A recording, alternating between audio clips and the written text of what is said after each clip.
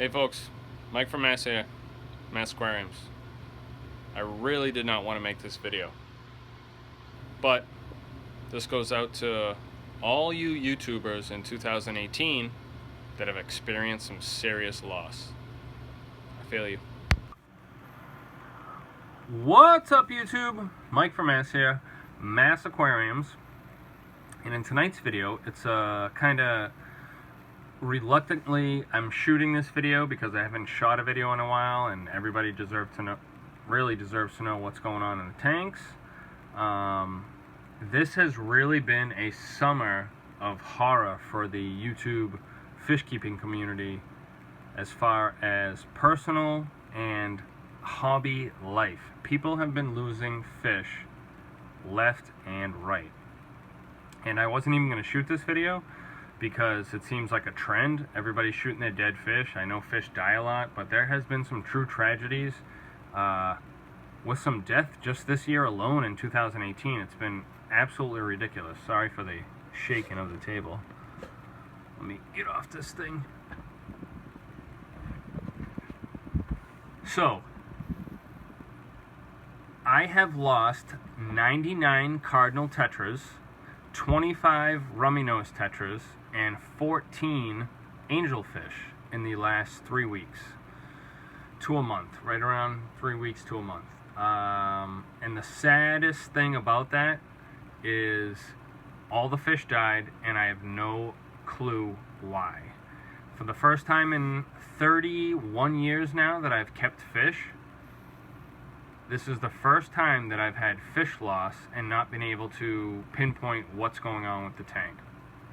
I got a big die-off, about 25% right away, but I was maybe expecting that when you get 125 fish that are shipped via, plane overnight. There's expected some loss, but not this much loss. So then I was putting it on myself. And I started checking the levels like crazy: ammonia, nitrite, chloramines. What is the pH correct? I have everything checked and everything is fine. I even went ahead and put friggin' a little ammonia alerts from my Aquarium Box that I had laying around in here to check, just real time for ammonia. Nothing. So after all the cardinal fish died, besides one, and I have some footage after this video of, the cardinal fish, the one trooper. So after 99 cardinal fish die and 25 rummy nose and basically 75% of my angels, I'm like freaking out. I'm like, I'm calling Greg. We're putting some carbon, a little extra carbon in the sump. Doing a water change, did big water changes, and just trying to figure out what's leaching out. Is it coming from the wood, which I don't think it is because I took care of the wood. Could it be the silicone from the new tank? Is it the right type of silicone? And then we're just scratching our head like, what the heck's going on? It's not the temperature, it's not the pH, it's not the ammonia. The tank is cycled, and fish are just like randomly dropping like flies. Not even struggling. Just 1 minute there's a giant school and everybody's happy and they're eating, and then like an hour later they're all just like floating on the bottom, like instantaneous. Is the tank leaking voltage now? I'm wondering at this point. Is there like electric shocks going through this? No, not that either. Is something falling from the ceiling into the tank that is causing some sort of chemical reaction? I block off the ceiling? No, absolutely nothing. Fish are still dying. And this is the first time since the fish loss that I've had the angels all like swimming around active for several days in a row. The plecos, I have 3 plecos in here. I don't know, you can see the guy right in the middle and the bottom. They have all been in here and been fine the whole time. Plecos are notoriously hardy fish. However, still, what is going on? Was the pothos leaching something chemical, like fertilizer wise, when it's growing all its roots, that's doing something? Did my family dump something in the tank without knowing? No, of course not.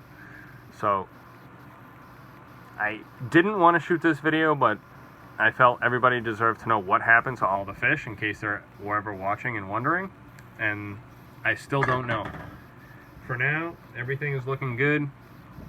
It's been a few days with these last 4 angels acting really normal. The one cardinal tetra, poor guy, is probably the, going to be the hardiest cardinal tetra in the world. And then, of course, all the plecos are fine, but I'm stumped.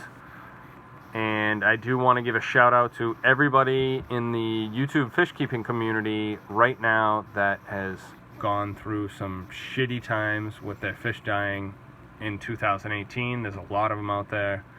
I watch your videos, I know what's happening, and it just sucks, whether it's the heat or the loss of power in the winter or whatever.